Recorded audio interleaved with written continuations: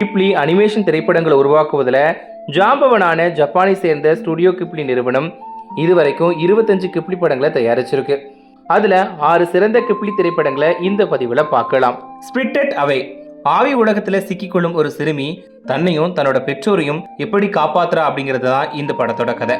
House moving கேசில், மாயாஜால பறக்கும் கோட்டையில வசிக்கக்கூடிய மந்திரவாதியான ஹவுஸ் என்பவருடன் காதல் கொள்ளும் இளம்பெண்ணுக்கு ஒரு சூனியக்காரியால பிரச்சனை ஏற்படுது.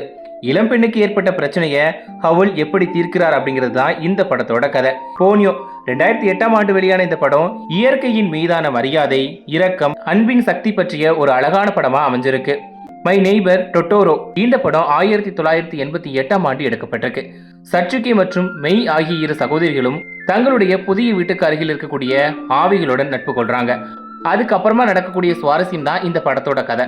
இந்த படமும் நெட்ஃபிளிக்ஸ் OTTல இருக்கு. பிரின்சஸ் மோனோனோக்,